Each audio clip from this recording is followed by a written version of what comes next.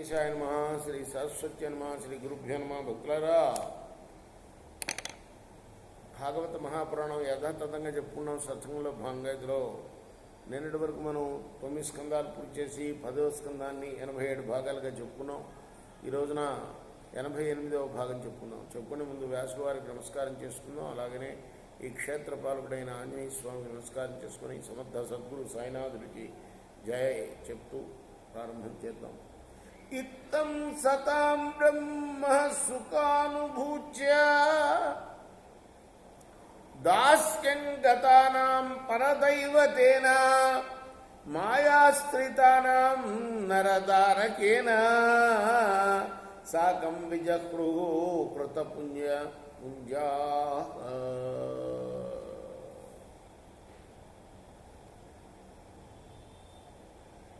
మాయామోహితులైన జనులకి కృష్ణ భగవానుడు సామాన్య బాలుళ్లాగా కనిపిస్తున్నప్పటికీ మరి అనన్య భక్తులకు మాత్రము కృష్ణ భగవానుడు పరమదైవం అయిపోయాడు. జ్ఞానులైన సత్పురుషులకి బ్రహ్మానందాన్ని ప్రసాదించే పరమాత్మలాగా కనపడ్డాడు. అటువంటి కృష్ణ ప్రభువుతో గోపబాలురు ఆడుకున్నారు. ఎంత పుణ్యమో కదా వాళ్ళది. ఏదో సుకృతం ఉండబట్టే కదా పరమాత్మతో ఆడుకుంటామంటే మాటలా కదా.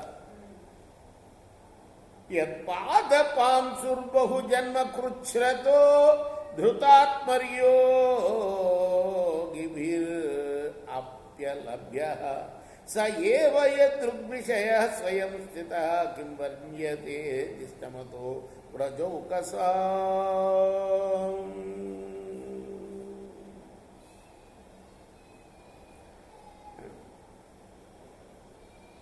ఇదంతా వ్యాసుడు అంటున్నాడు. ఇంద్రియాల్ని వశపరుచుకొని జితేంద్రియులై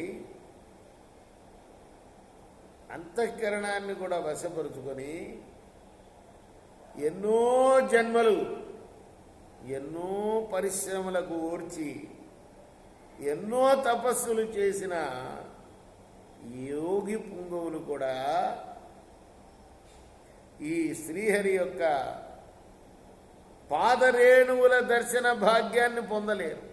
అటువంటిది నిరంతరము ప్రతిరోజు ఆయన్ని దర్శిస్తూ ఆ స్వామితో ఆడుకుండే ఆ గోప బాలురు యొక్క అదృష్టం ఎంతని చెప్పగలం కదా.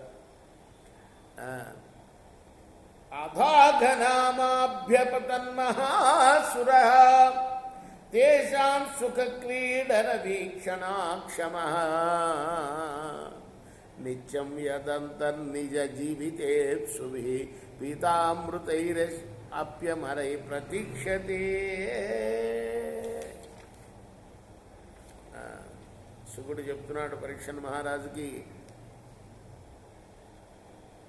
ఇలా హాయిగా వాళ్ళు ఆడుకుంటుంటే వారి యొక్క ఆనంద విహారాలను చూచి ఓర్వలేక అఘాసురుడు అనే ఒక గొప్ప రాక్షసుడు హఠాత్తుగా అక్కడికి వచ్చాడు. ఎంతో క్రూరుడు వాడు. దేవతలు సైతం ఆ దుష్టుడికి భయపడి బిక్కుబిక్కుమంటూ ప్రాణాలు అరచేత పట్టుకొని ఎప్పుడెప్పుడు చస్తాడా అని వాళ్ళు నిరీక్షిస్తూ ఉన్నారట. అటువంటి వాడు ఇక్కడికి వచ్చాడు.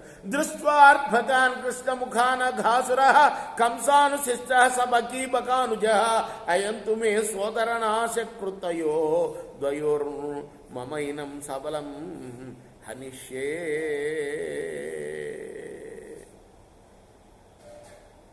వీడెవడో కాదు, ఈ అఘాసురుడు. ఇంతకుముందు చచ్చిన ఆ బకాసురుడికి తమ్ముడు.